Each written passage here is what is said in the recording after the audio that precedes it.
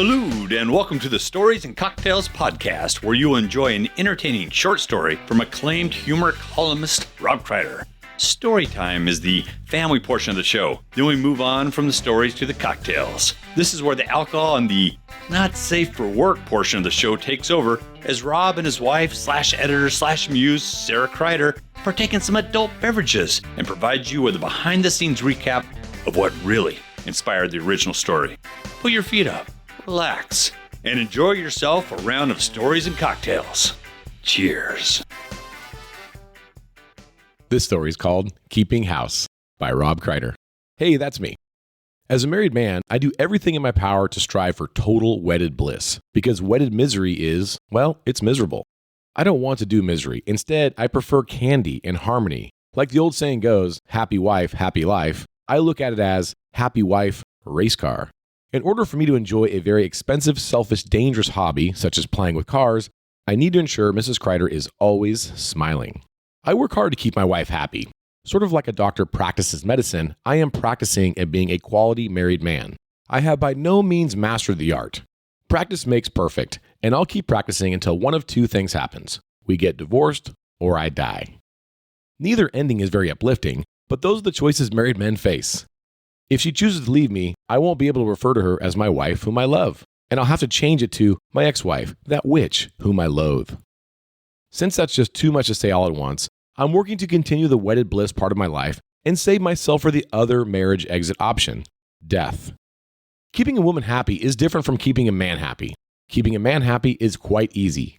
Feed the man, and occasionally, if it is convenient, if you aren't tired, and if the kids aren't home, maybe the slight possibility of intercourse. But only if the dishes are done. Keeping a woman happy is oftentimes more complex. It involves moods, listening, and sometimes shoes.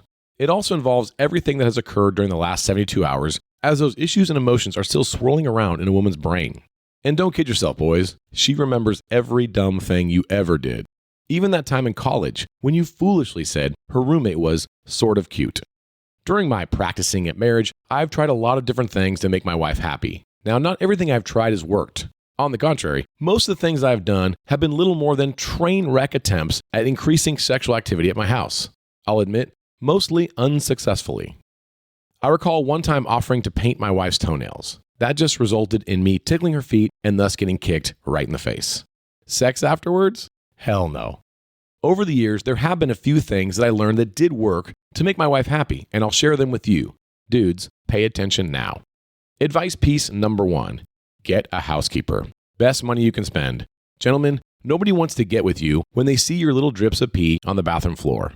Nobody wants to get with you when they have to clean your little drips of pee off the bathroom floor. Nobody wants to get with you when they know that they have to stop watching television on a lazy Sunday morning and start doing chores around the house because the smell of your little drips of pee on the bathroom floor are becoming a problem. Now, I know some people will say men should just stop peeing on the floor, but the fact of the matter is this: that is a completely unreasonable request. It is impossible for men not to pee on the floor. This problem will never be solved throughout the remaining history of human existence on this planet. Technology is no help. Give it up. Just hire a housekeeper. Do it now. You'll thank me later. Advice piece number 2. Clean her car. Does your wife think the back seat of her car is a magical trash can where stuff just disappears? Because mine does. Does it bother me that her car is filled with trash? Yes, of course. Will she stop putting trash in it? Or ever take it to a car wash if I bitch about it enough? Nope. So instead of fighting with my spouse, she and I have the following agreement. She gets a brand new cheap disposable sedan every 4 years. Yep, it's a Hyundai. I don't complain about the way she treats it. She doesn't complain that it's a Hyundai. When I have a free moment or if I'm feeling a bit frisky, I take the car, fill it with gas, take all the trash to the back seat, and run it through a car wash. Easy. She can get around town. She is happy. I'm not paying a lot for an expensive, fancy sedan she isn't taken care of. So I am happy. All is good. Get your wife a cheap new car, maintain it for her, and do it with a smile. Good things will happen. Advice piece number 3. Give her what she needs. Each woman has a specific thing that she needs help with. Figure it out and do it. At my house, we had a serious laundry problem. The laundry issue is so big that oftentimes clean laundry piles up on beds. Laundry on beds is a bad thing if you want alternative things to occur on that bed, other than sleep. I started to tackle the laundry problem at Home Depot. First and foremost, I knew I was incapable of actually folding laundry, just like I can't stop peeing on the floor. So that wasn't an option. I knew my wife wasn't going to do it either. That wasn't an option either. Instead, I designed around the problem. I installed numerous countertops and shelves all over the laundry room. The workflow is as follows. Clothes on the body, dirty clothes on the hamper, clean unfolded clothes in piles on the new counters and shelves. Nobody bothers to fold the laundry or take it to their closets. Instead, it is out of sight in the laundry room and nobody's thinking about laundry. Hopefully, we are thinking about intimacy. What does no pee on the bathroom floor, a clean new car with gas in the tank in the driveway, and an organized room filled with clean laundry get me? Well, occasionally, if it's convenient, if she isn't tired and the kids aren't home, maybe the slight possibility of intercourse. All I'm saying is, there's a chance. By the way, I'm currently at the gas station, handing out recyclable plastic bottles to homeless people from the backseat of my wife's car. Okay, folks, it's time to pop that top and let's get to those cocktails. Hey, everybody. Welcome to Stories and Cocktails. We are coming from Oaktown, California. Ooh, you just pop yourself a tall can Bud Light, Mrs. Kreider. Did you know that a tall can could be a weapon? Unopened? Oh my gosh. We're going to get right into it. So everybody, we're here in Oakland, California for the Giants and A's game. Little Bay Area rivalry in California. We have a lot to unpack. Yeah. I am drinking a Sky Vodka Diet Coke. It is delicious. You're drinking a tall can Bud Light, as already been displayed. We're going to do a story called Keeping House, published in the Santa Maria Sun, January 16, 2018. Santa Maria Sun, blah, blah, blah. Who gives a fuck? Let's get to the Giants and A's game. So let me see how the score is, because we left before it ended. We were leading 6-4 as we left. 6-4 final, Giants. Yeah, I thought so. Yeah, Giants. So, full disclosure, this is the 2022 season. The Giants are horrible. The A's are horrible. It was the best of the shittiest baseball team. But here's what I'm going to say. We've been to many ballparks this year. The rivalry between A's and Giants is a very friendly one. It's a great time. Like, everybody comes to the game, whether it's in San Francisco or Oakland. It's like everyone's in green, everyone's in orange. We're high-fiving each other. They were just fans of both. Yeah, it's the Bay, man. The They Bay were just Bridge. like Bay Area fans. Yeah, it was super cool. It was awesome. Because we have another rivalry, which is the Dodgers. We were at Dodger Stadium a couple weeks ago. Fuck them. That was horrible. That was not fun. It wasn't friendly. It was shitty. It was fun. But we had a great time. And it was friendly, and we had a great time. That is not true. That is true. Oakland Giants, super fun, friendly, whatever. Both times we had fun. Okay, well, we did. We have been to many ballparks. Today, at every ballpark, we try to get like the favorite food thing. Ugh. So you got hungry. Yeah, You found like a food truck that was doing a whole Philly cheesesteak kind of shtick. It was awful. It was awful. It had hot Cheetos on it. Okay. So I'm going to give it to you Time out. because it went downhill. There was a supervisor, new employee situation. Very complex. Okay. You're hungry. You're so hungry. And in this case, is me. So I'm so hungry. Yeah. And we leave the treehouse, which Oakland Coliseum, the treehouse, it delivers. It's a as dope advertised. fucking bar. You should definitely if you go to there. Oakland Coliseum, go to the treehouse. Yeah, It's just if you're looking from home plate out, it's just to the left of second base. Buy the cheapest seats so that you can get in the gate and then just hang out at the treehouse. Like, you don't even go to your seats. So we leave good care of us there. We leave the treehouse, and I was so hungry. I was like, I don't even care. Can I interrupt? We left the treehouse, shithouse drunk. And I was like, I don't even care. Whatever they're serving, the first food I see, I will get. So I felt like I was very lucky because the first food I saw was these like Oaktown cheesesteaks. And I was like, I am all for this. I'm here. Now, I'm going to get the full flavor of the I community. was wondering why like lines were like snaking like all around the Coliseum to San Francisco. And like this place had no lines. So that was like the first sign. But even the fact that there was no line, it still took a very, very long time to order. So there Why was is that? 3 things on the menu. And the third cheesesteak on the menu was a flaming hot cheesesteak. And it was a Philly cheesesteak in Oaktown with hot Cheetos on top of it. So, I mean, how could you go wrong? It does seem like a victory. How could you go wrong? Well, it turns out you can go definitely wrong. I don't even know where to start. Like, the meat was like out of a can. It had no taste. It was terrible. I don't even know if it wasn't even hot. No, it wasn't even hot. It was like It was boiled lukewarm. a week ago. It was like dog food meat. That's when Oakland was playing the friggin' Angels. That fucking meat was cooked. It was terrible. And then like it was like American cheese, which they told me it was going to be American cheese, but I don't even know. This But wasn't. the picture showed it melted. But they Yeah. gave you a cold It was, like, slice of frozen. American cheese, and when they threw cold meat on it, it Yeah. didn't melt it The even meat a little wasn't bit. warm enough to like melt the cheese. Yeah. And then it's supposed to be hot. And so then there's these like canned jalapenos, but the jalapenos, and I'm a white girl, so I don't even like hot jalapenos, but these were like tasteless. They weren't even mild jalapenos. Like they had no taste. And then it looked horrible on like display. And then it had it was supposed to such a have fail. it was supposed to have like what set it apart was it was supposed to have like crumbled hot Cheetos on the top of it. And I'm gonna say that it had like things crumbled on the top of it were like with like the color and the consistency of hot Cheetos, but they did not taste like hot Cheetos. It was terrible. It was $15.49 of terrible. But I was so hungry. They weren't hot Cheetos. They were ate Heatos. It was like a Costco version. They were. Yeah. They were terrible. Hito? Oh yeah. But in the midst of all of this, so there's no line. No one wants to fucking eat there except for me because I'm just like I'm so hungry. I'm from out of town. These look wonderful. Yeah, I am so fucking hungry. I'll eat like whatever. And we get in line, and then like for whatever reason, this particular place that had absolutely no customers, the A's supervisor was there. And so I standing over the cashier, screaming in her ear. Yeah. So I order a hot Cheetos cheesesteak and a Bud Light. She's confused though. And she's confused. Because there are, just to be clear, this is a very, very complex menu because there are 3 things on the menu.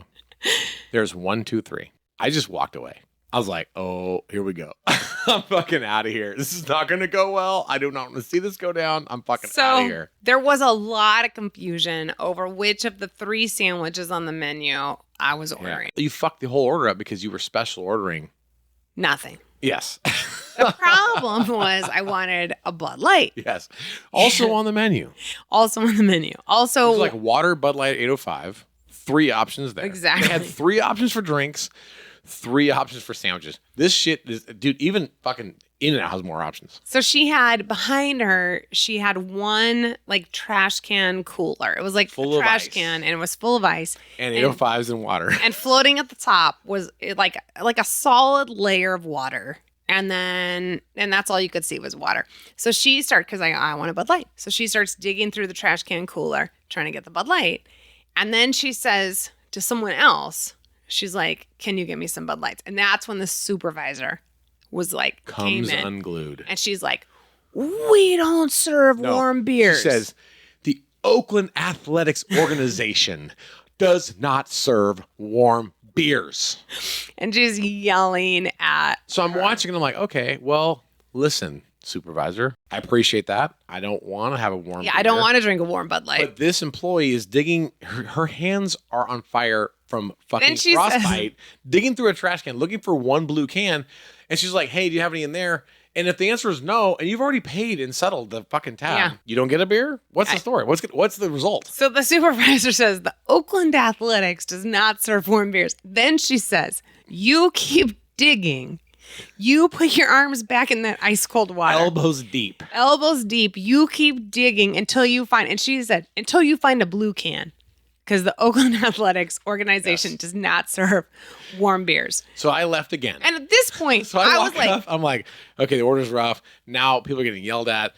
This girl is up to her armpits in ice water. At first, I was That's like, very uncomfortable. At first, I was like, thank you, supervisor, for being here. Because I don't want to drink a shitty warm beer. warm beer. But then when she was like, you keep digging for a blue can, that's when I started, like the people pleaser in me, that's when I started to be like, I'll drink a warm beer. This is where I wish I had my camera. I'm like, hey, everybody who's in the 10th grade, this is why you want to go to college.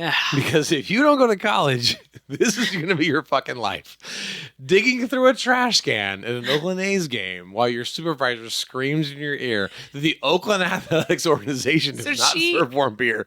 And even though she doesn't even know there's a fucking Bud Light in the bottom of that trash can, you got to keep digging in that fucking ice regardless. So she pulls out, I think like she pulls out like 29 bottles of water. And then she pulls out like another 27 805s.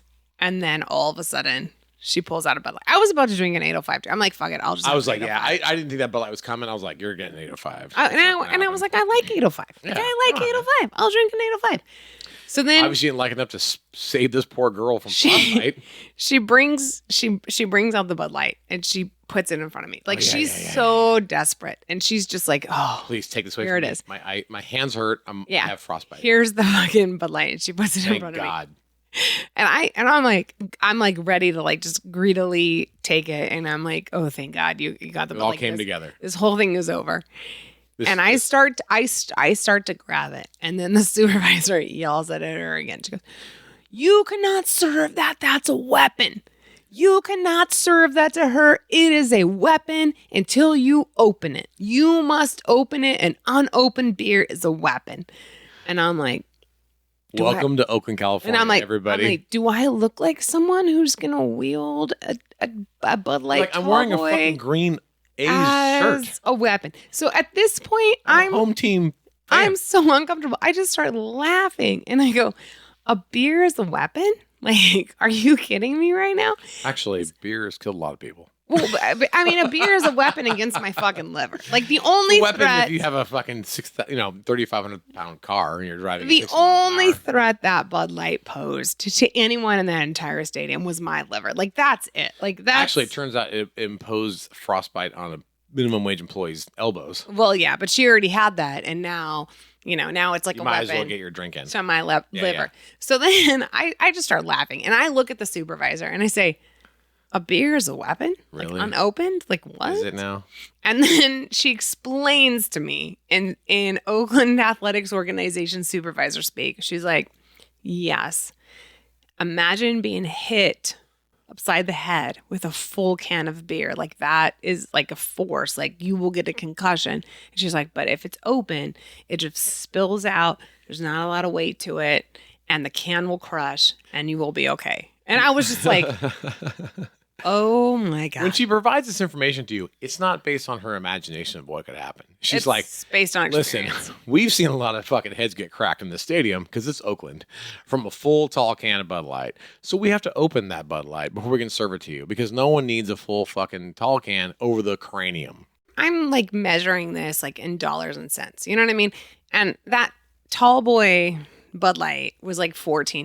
And I'm like, I'm not going to waste $14 To crush another man's skull. to hurt somebody when I have like a perfectly good Fucking- foot, and I will fucking just thirsty here. I will just kick them in the nuts for fucking free. Yeah, but and you're keep my beer. Listen, let's be honest, Karen. You're not going to hit anyone. You're going to use Yelp.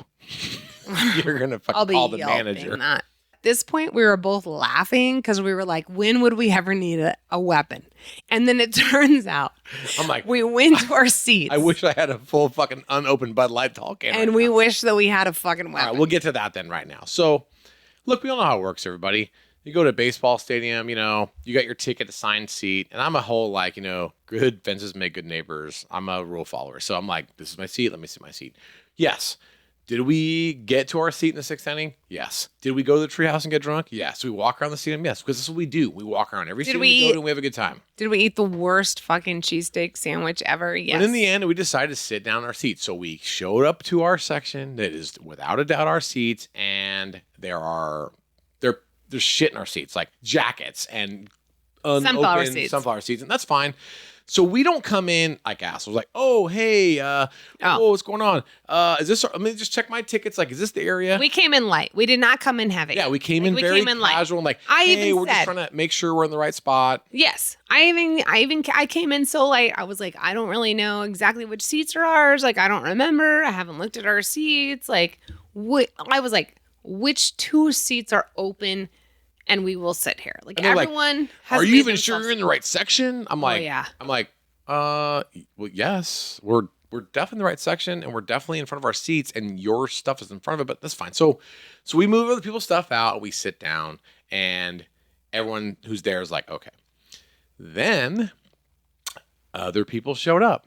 4 people showed up. A particular woman showed up, and then now there's not enough seats for her.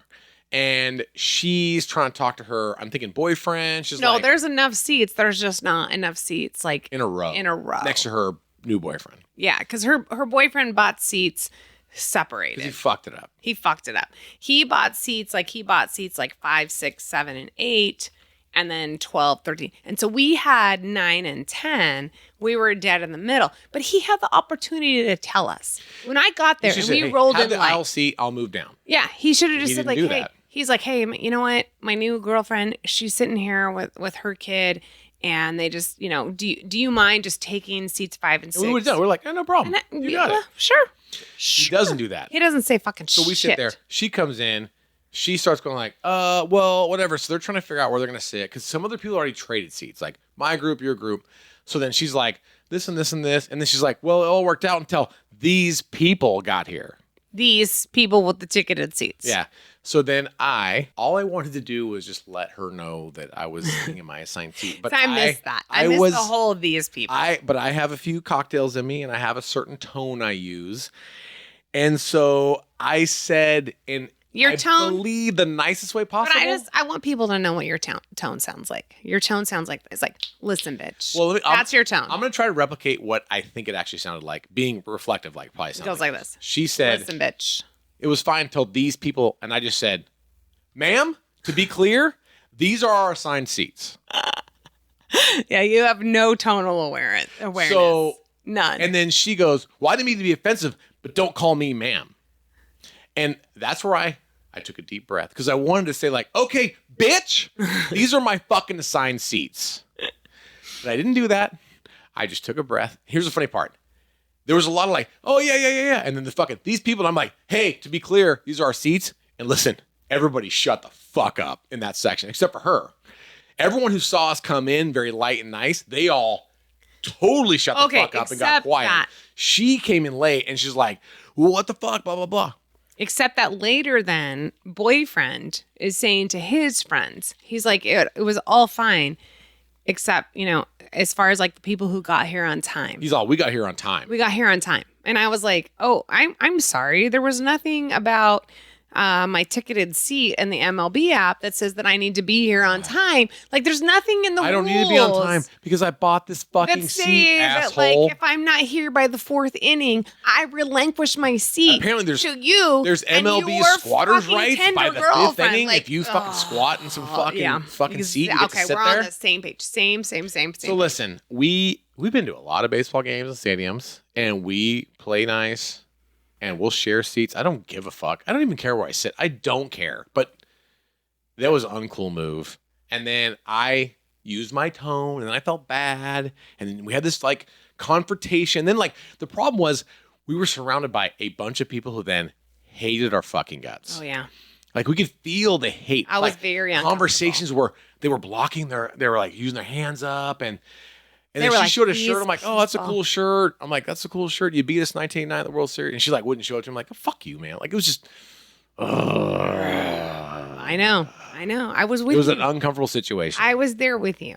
Uncomfortable and I situation. just kept eating peanuts because I was so uncomfortable. I was like, I'm just gonna eat some more peanuts. Because, dude, I don't want to get in a fucking fight in a goddamn baseball stadium. We're just here to drink and watch a baseball game, and and I'm gonna always acquiesce and like, oh, hey, man, sorry. But she flipped my fucking switch, man. Don't call me ma'am. Don't call me ma'am. I feel her pain. Like, I'm like, don't call me ma'am. Don't call me miss. Those are the two ways that you can address women. There's not a third option. It is. Bitch, fuck you. I don't feel like you're hearing me. No, I do. Look, I didn't invent this shit. I didn't do this. So invent a third option right now. Me. Yes. And we're going to use it all the time, and it's going to get traction, and we're going to solve like a lot of the problems with our sexist society by just hey. Not hey. Hey. These are my assigned seats. Okay. Fuck, let's move it on because it's all negative. This person was not cool. This is such a typical man thing. You're just like, yeah, let's move it on. Like, let's just bulldoze right over that. Pick a side, bitch. You want to be a ma'am? You want to be a miss? You don't want to be either one? Then you're a fucking bitch or you're a Karen or whatever. No, it's real simple. And you're just buy your own ticket, sit in your own fucking seat, and we don't have to have this discussion. Hey, man, the Giants won, though. Let's go Giants. The two shittiest teams in the MLB this season battled it out. It was a hell of a game. When the two best teams play each other, hell of a game. Two worst teams play each other, hell of a game. Hell of a game. Hell of a game. Treehouse is fantastic. I had Ranch Waters there. What's the story? Have we even talked about the story yet? Oh, shit, we haven't. So the story is called Keeping House, and it's about 3 tips to stay happily married. One is not to try to solve the man-miss issue on a podcast, because that didn't go well for me tonight. That's not what the story was about. Essentially. You summarized. Yeah. All right. Well, let's go to the hot tub. Actually, we did this podcast in our bathing suits. Okay. I was in my clothes and I was feeling very cute and I had all my super high in your fucking A's and outfit. then all of a sudden I look over at you and you have taken all of your clothes off and you put your bathing suit on. And I'm like, are we podcasting in our bathing suits? And then you were like, the cool kids are. And I was like, well, fuck, I'm a cool kid. So I had to put my bathing suit on too. So yes, we're podcasting in our bathing suits. We're going to head down to the hot tub. We're going to have a few more cocktails. And then we're going to enjoy the rest of our evening in Oakland, California. Raise a glass, girl. And cheers. Cheers. Hold on, everybody. It's not last call yet. We have another story on this episode. Excuse me, ma'am. Can I get another round?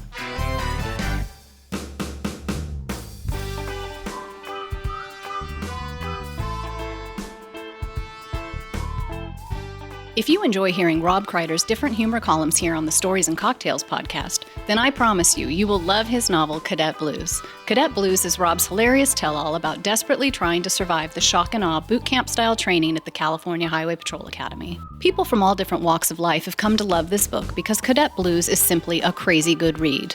Heartfelt, inspiring, and damn funny. It's available in paperback through Amazon, eBay, or cadetblues.com, where you can get free shipping and a personalized autographed book. Or you can download a digital copy of Cadet Blues from Amazon Kindle, Barnes & Noble Nook, or Apple iBooks. Do yourself a favor and check out the novel, Cadet Blues. Okay, folks, we have one drink down the gullet, which means we need to get our next one on deck. Time to enjoy the second story. Bartender! This story is called Scissorgate by Rob Kreider. Hey, that's me. The other day, I was sitting at the kitchen table working on a little organization project. I was happy as a clam, labeling things with my label maker, putting together small boxes to store things and make stuff easy to find. My wife, who wanted me doing other things like taking out the trash, referred to what I was doing as screwing around. Of course, I didn't see it that way. I was helping organize the household, a job that desperately needed to be done. Arguably, the trash also desperately needed to be taken out, but you can't do that with a label maker. My wife thinks that organizing things is for people who aren't very smart. In her mind, which she considers to be far superior to my mind, based on some highly scientific Facebook IQ tests, which I wish I had never taken, my wife is so smart she doesn't need to be organized. Her brain power is so magnificent, she can remember where everything is. And if by some scant chance she can't remember where something is, that's because I'm the one who lost it. And this is where things went awry during my organization project. I was making a label that said blue pens for a small box that was going to go into a drawer because I could never find a pen that works in this house. Apparently, I'm just not intelligent enough to find blue pens. While making the label, I needed a pair of scissors so I could cut exactly 1/2 of an inch near each side of the text that said blue pens. This was important. If the label was crooked or the text wasn't centered on the label, I may never be able to locate blue pens. In order to cut the label to help me find stuff, I needed a pair of scissors, which ironically I couldn't find. I made a note to myself that I needed a box labeled scissors to go next to the box labeled blue pens. The scissors were nowhere to be found. Now I know that I have personally purchased at least 24 pairs of scissors in my lifetime, but for whatever reason, all the scissors were missing. This is strange, because I've never worn out a pair of scissors. I've never broken a pair of scissors. I've never let my neighbor borrow a pair of scissors to fix his truck. But somehow, I have lost 24 pairs of scissors just before the exact moment when I desperately needed a set to cut my blue pen's label. I looked around the house by myself for a while before I began to ask my family if they had seen the missing 24 pairs of scissors. I shouldn't say I asked them, since it was more of an interrogation. Have you seen the scissors? Nobody even looked up from their TV, computer, or iPhone to answer me anything more than, nope. Then I started to use investigative tactics to ramp up my interrogation. I see you've been doing some crocheting. How'd you cut that yarn? Or, I see you did a project for school. How'd you cut that paper? Nobody had an answer. These scissors somehow disappeared into the abyss. I was starting to think it was a family conspiracy to keep me from playing with my label maker. My family likes stuff disorganized, and they think I'm a big nerd when I want to organize the house and label things. They were frustrating me, and I was ready to resort to waterboarding. My wife, whom I love, considers me a walking hypocrisy. She says I have a type A anal retentive personality and I want everything perfect, but at the same time, I'm a messy person who leaves a wake of trash behind me wherever I go. Then, after leaving messes everywhere behind me for weeks, one day I snap, turn around, and start complaining to the rest of the family. This place is a disaster. We need to get organized. I'm tired of living like this. This Jekyll and Hyde routine around the house doesn't win me any fans at home. My wife's complaint is the family doesn't know which dad they're getting from day to day. Are they living with the dad who's going to leave the garden hose spread over the lawn because he's in a hurry washing the race car? Or is the dad going to yell at the kids because they didn't roll the hose up to a perfect exact 2-foot diameter circle right next to the faucet? My wife is not haphazard in her organization. She's like a rock. She is solid and consistent in her behavior, being that her behavior is she's always a complete and total slob. In her opinion, it's better to be messy all the time than messy some of the time and a jerk about the house being a mess the other half the time. Deep down, I knew it was her who lost my scissors. So I focused my interrogation on her and her alone. I started to really grill her about the scissors. When she used them last, what was she doing? What about the smoke on the grassy knoll? She ignored me at first, then she lashed out. Stop asking me where the scissors are, because I don't know where they are. I wish I did, because I'd use them to stab you right now. Hey, there's no reason to get upset, I said. I just want to trim the side off of a label. Why don't you take that label maker of yours and put a label on your forehead that says asshole? Consider it done. Find me the pair of scissors to cut that label, and I'll happily do it. Sorry, I can't help you. Ask Santa Claus. Maybe he'll put some in your stocking this year. I'm going to ask Santa Claus for 4 pairs of scissors, so you can lose 3 of them, and I'll still have a set. Oh, you'll have a set. 1 set jammed in your back. Well, and happy holidays to you too, honey. By the way, my label maker, it has a label on it that says Rob's Label Maker. Okay, patrons, you've been to this bar before. You know it's cocktail hour again. Are we doing shots or what?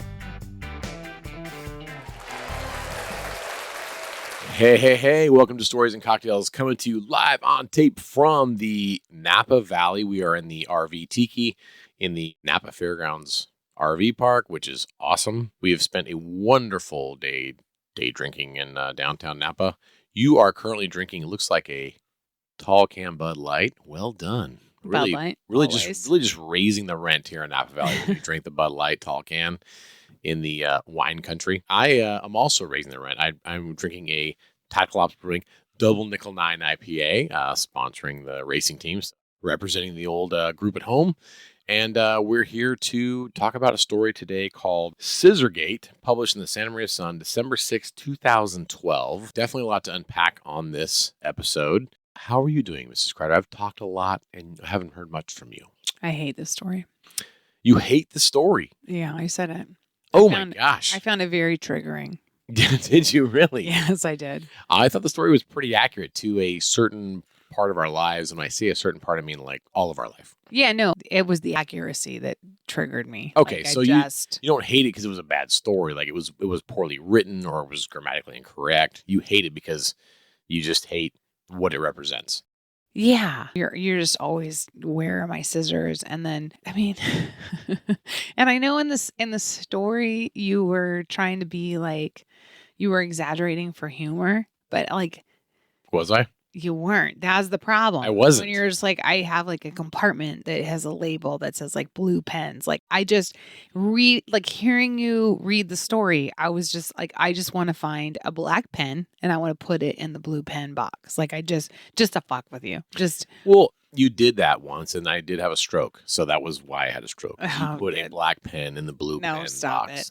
Do not blame me. It's just, I don't even know why we're podcasting this because the story said it all. The accuracy where you're just fucking train wreck 742 days in a row. And then on the 743rd day, you're just like, we got to fucking tighten shit up around here. Like, this is crazy. We're so unorganized. And then you look at me. Let's get locked on. Exactly. I'm like, dude, like, what are you? And you're just like, you're a mess. Look at this place. This is a mess. I'm like, oh, you don't, this kitchen that I cook us 3 meals in every single day, like, you don't like the way I store the spoons. Like, you don't even you get yourself a spoon. I get it out for you and I put it in your ice cream bowl and I serve you the ice cream. And now you're coming at me and you're just like, this is so unorganized in here. This is ridiculous that the spoons would be stored right next to the forks like this. How do you even function? And I'm like, I don't know. I think that I have fed 4 human beings 3 meals a day for 742 fucking days. And now you come in on the 743rd and you're like, I don't like where you store the cups. The thing is that I love ice cream. And when you give me a bowl of ice cream with a spoon in it, I love it. But if I know that spoon, and there's like 2 different sizes of spoons, and they're just mixed together in like a jumble of the, cutlery section where you have the big spoons, little spoons spooning together and they don't fit together, it bothers me. And when I'm eating the ice cream, I'm like, why are these spoons sharing the same compartment? This is so fucked up. Again, this is triggering. Like, this is not healthy for a marriage. This is just a can of worms that you're opening. Because then you come in and you go, is this where we keep the cups? I'm like, yes, this is where we've kept the cups. That sounds like some very positive language in a marriage. Let me ask a really shitty question. Is this where we keep the cups? And you're like, have we always kept them here? And I'm like, yes, we have always kept the cups here. Well, is this where the dishwasher has always been? Yes, it is. And then is this what we're doing? And then you go, I just feel like if I were unloading the dishwasher, I would want the cups to be in this cabinet because they're closer, like ergonomically. If I were unloading the dishwasher, I would like to reach up here and put the cups up there. And I'm like, how about you come and talk to me the day that you unload the dishwasher instead of these hypotheticals where you're like, but if I were to, this is not where I would want the cups to go. I will admit some, flaws in my personality, and that I understand that I am a walking dichotomy, in that I will be pretty haphazard in how I do things, and then just absolutely dictatorial. Is that the right term? Dictatorial about how things should be organized. Now, wait, even though I don't do it myself. Does dictatorial mean you just walk into the house and you just start acting like a dick and telling everybody how things should be? Oh yeah, it's in the name. That's what you do. Yeah, that is true. You're like totally haphazard, like you're in your own garage, minding your own business, and then you're like, oh my God, it's so disorganized. I have to organize this. I don't have a problem with that. That's your own business. I have a problem when you're exerting your organizational beliefs onto things. You'll walk in and you'll be like, really? That's what you're doing? You're putting the stuff under your eye? I'm like, that's called eyeliner. And you're like, I don't fucking know what it's called. But you're putting that on before you put the shit on your eyelashes? I'm like, that's called mascara. This is what I'm saying. You're so far out of your lane. You don't even know what shit's called. And then like you'll just wake up like on a random Wednesday and you'll decide today is the day I'm going to tell my wife she's not putting her makeup on in the right order. I'm going to be very transparent and tell you something that's really, really shitty about me. Because I use a label maker, I actually think I am superior to other human beings. Right. I do actually hold myself in a higher regard than other people who are, in my mind, filthy and unorganized. Right. And those two things are not the same. You can be clean and just have things unorganized, and you could be filthy. They're not. You could be very, very, you have all the pens in the fucking same drawer that say blue pens, and you could be dirty. Here's the dumbest thing about me.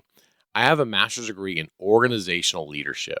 And when I throw that out there, people are like, oh, your race team is so organized. You have all your tools labeled. I'm like, yeah, I have a master's degree in organizational leadership. the reality is that that degree has nothing to do with organizing tools. It's dealing with an organization, like an entity, like the Highway Patrol, where I was a leader. I but understand. I actually, even though I have that degree, I actually perpetuate it as I'm like, the reason I'm so fucking superior to you is that not only do I use a label maker, but I have a master's degree in organizational leadership, meaning that I know how to organize a drawer of spoons. Wow. Which is what, in no scenario, that fucking degree has anything to do with. But I all the time walk around and brag about it. And I'm bragging about it in the wrong way, which means I probably learned nothing while getting said degree. I've never heard you do that. And I am so glad I didn't, because you know that if I had ever heard you say, like, I have a degree in organizational leadership, so therefore I should be in charge of the silverware drawer, I would have busted your balls to kingdom come. Like, well deserved to. I would have deserved that ball busting. I'm so glad I never heard you say that. I embarrassingly use it to, level myself up over other men. I'm like, well, I don't know what you're doing with the fucking 12 millimeter wrench inside with the half-inch wrenches. Those are metric and fucking standard. Like, separate that shit. I know better because I have a master's degree in organizational leadership where I learned how to organize tool chests, apparently. Let's get off of me and get back to you. What was not said in the story, what was never mentioned, was the reason I blamed you for you losing the scissors. You know deep down that the part I'm going to talk about right now, which was not mentioned in the story, deals with scissors. Yes. So at our honeymoon, our family came to our wedding, and a lot of friends and family gave us these incredibly gracious gifts. And one of the greatest gifts was by a friend named Sandy Franco. And she spent the time taking 100 $1 bills, and she taped each of them together end to end and rolled them up into like a box, like a toilet paper roll, and we could unroll one bill at a time. And it was kind of a fun gag gift. But the crazy part was we were so fucking broke when we got married that we used every dollar of that $100 bills to survive the honeymoon. But you couldn't just take it out one at a time because they were all taped together. Yeah, so you rolled them out. You just rolled out like. So we jump in the Honda Civic. It was very cute. 1977 shitty Honda Civic called the Peanut, and we head down the California coast, go to Catalina Island, we go up to Big Sur. We're just spending the $1 at a time. And I look over at you, and I'm a tool guy. I know I have a toolbox in the Honda. I'm very organized. I have a master's degree in organizational leadership. Not at the time, though. At the time, I was a college dropout. But you pull out of nowhere this really nice pair of scissors, and you start just slapping off $1 bills. Like, hey, you want to park the car? Here's $2, whatever, right? Hey, you want to go to Denny's? Here's $4 or $5. It's super cheap. So I'm like, awesome. Those are 90s prices. Yeah, for sure. So I'm like, thank goodness for Sandy for giving us this cash. We needed it. And thank goodness for you for sourcing a pair of scissors. So I look at you, I go, where did you get those scissors? And you're like, I don't know. I took it from my mom and dad's house. Now, at the time, I was like, you fucking stole. No, I borrowed. You stole your parents' pair of scissors. I borrowed. Now, any household in honeymoon. America has one pair of scissors that's in a drawer in the kitchen that everybody goes to and sources out and uses. And I know that we're Not on a ours. honeymoon, and Our household has 57 pairs of scissors. Well, let's get to that. Our household now has a magnet on the wall with multiple pairs of scissors attached to the magnet, so I can access them so we don't get divorced. Right. Multiple rooms in the house literally have a magnetic strip with scissors on them. And if a scissor is missing, I fucking have a problem with it. I'm like, where are the scissors? They're supposed to be on this magnet strip, blah, blah, blah. So I'm a problem. I get it. So we're cruising down the honeymoon. And I'm glad you're lopping off dollar bills because it's solving problems. But I know I'm like, oh my God, the woman I just married, she just steals scissors from her fucking own family. Her own Borrowed. Did you ever get those scissors back? Yes. You lying sack of shit. You never get those scissors back. I'm going to give them back this Christmas. You are fucking not. And shame on you. This Christmas, 27 years later, I'm gonna give my parents of all the things, like when you marry someone's like, oh man, I didn't realize they farted, or I didn't realize this person had back hair, or whatever. My like red flag moment with you was like, I'm like, oh my God, dude, my bride just stole a tool from her parents' kitchen. They're gonna need those scissors. That's so fucked up. No, we had a lot of pairs of scissors. That was the thing, is that growing up, my family just had a lot of pairs of scissors in a junk drawer. None of them were labeled. The drawer wasn't labeled. There was obviously. I've seen there how was you no live. compartment. There was just scissors for people to use, and I needed to use them on our honeymoon. We did need them. I mean, the thing was that we really did need them, but it still seemed wrong to me that you stole them. So You've been carrying this with you since 1996 because it bothered me. It really bothered me. I feel like the next time that we see my parents, I want you to say to them, "Hey, can you recall a time in 1996 when you needed a pair of scissors and you couldn't find them?" None to be found. And you know what? Let's see what they say. At this point, I'm actually curious about it. I want you to ask them this, and then we'll see if they say like, "Oh shit, like the fall of 1996." Why, yes, I did need a pair of scissors and I couldn't find them. Or if they just look at you like you're a crazy person what are you and they talking don't about? know what the fuck I don't you're know what talking the fuck about. you're talking And they're about. just like, no, we had a lot of scissors at our house. But the problem is we had so many scissors that our eldest daughter could just take a pair and no one even knew. on the honeymoon. They were purple handled scissors. I know. Ask You remember they were colored purple. They were a mauve, but yes. Maybe they were plum. Here's the thing about it. The reason it sticks to me is that in the story I say, I'm like, hey, everybody, I'm looking for some scissors. And then I focused on you. You I'm did. like, fuck the kids. I'm like, if anybody took these fucking, I know who fucking took them. I know who took them. The same bitch who would steal scissors from her own goddamn parents on her honeymoon.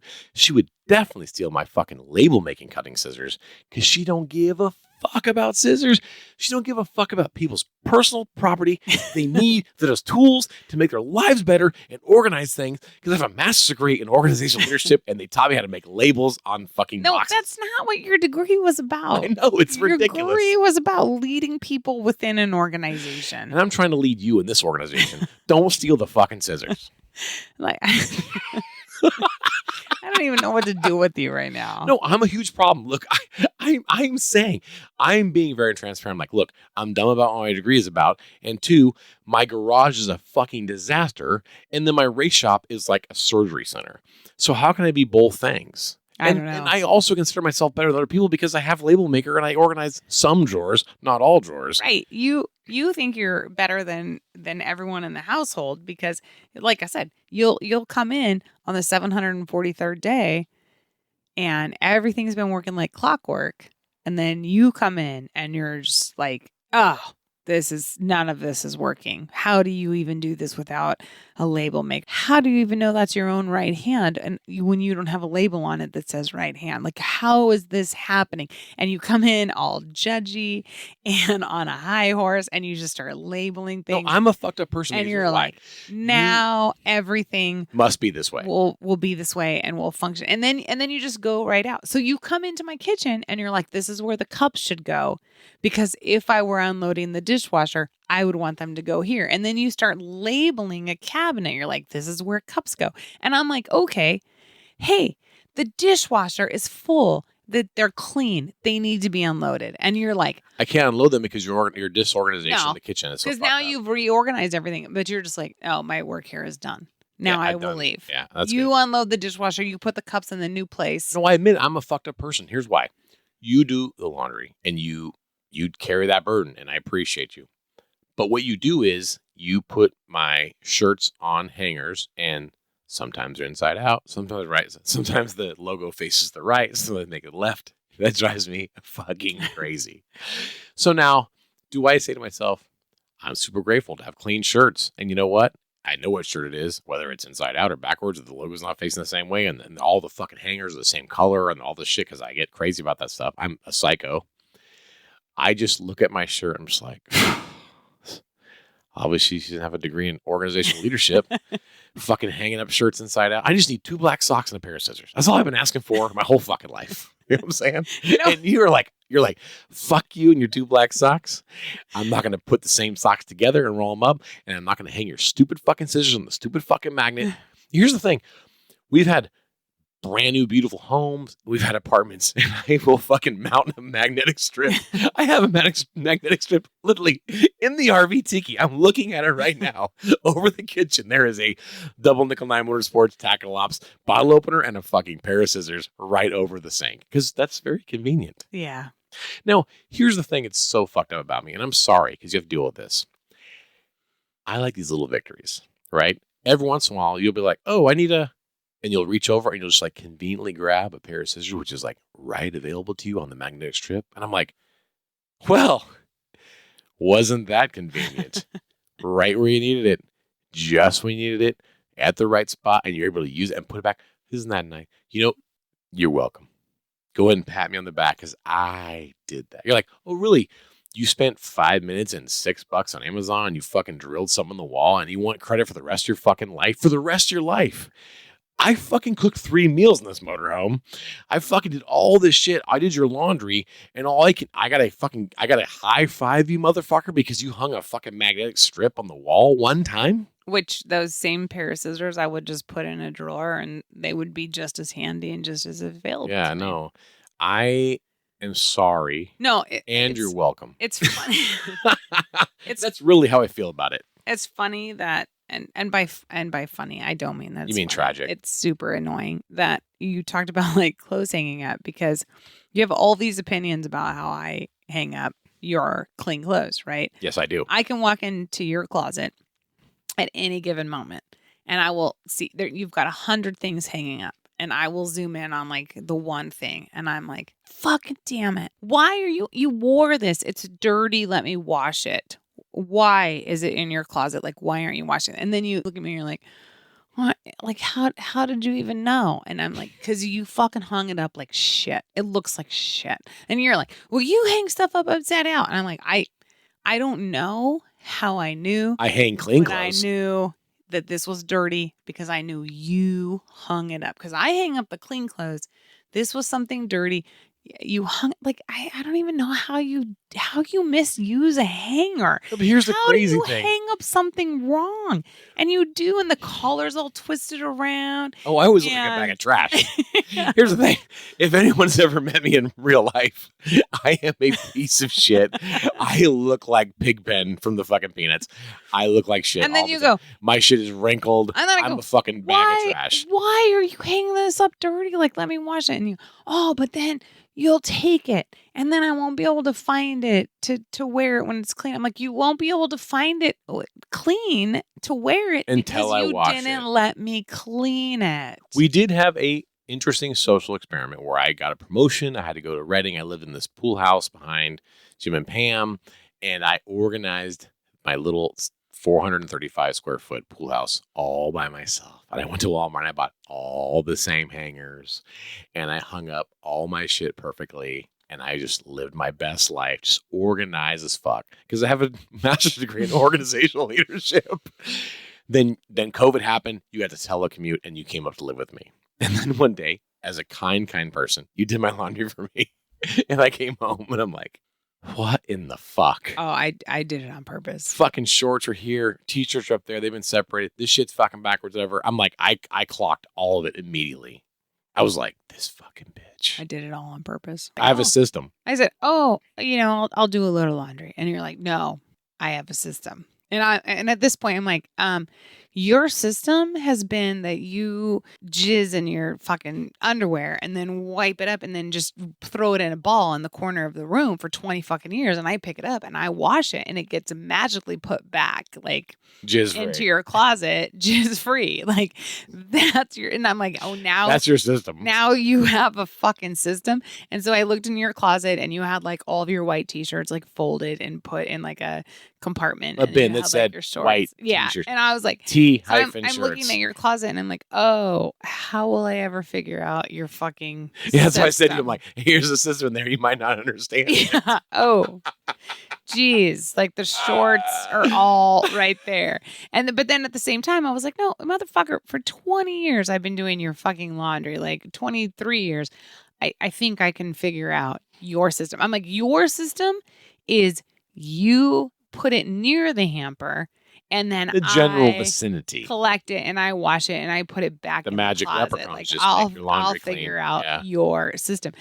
But it was the pandemic and I had like a lot of time in my hands. And you were still working because you were, what did they call those during the during the pandemic.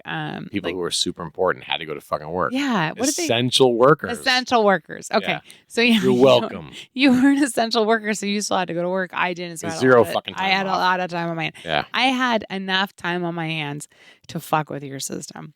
So That's what bothered me. I'm like, look, you got all fucking day to just turn these 2 shirts the right side out and hang them up, and you're just not gonna do it. So I think you intentionally antagonize me. that day, yeah. No, but you've admitted. You're like, look, you're anal retentive. I'm anal explosive. When you organize things, it bothers me. So I push back. And we're just fucking, like, you like Coke, I like Pepsi. You like Bud Light, I don't.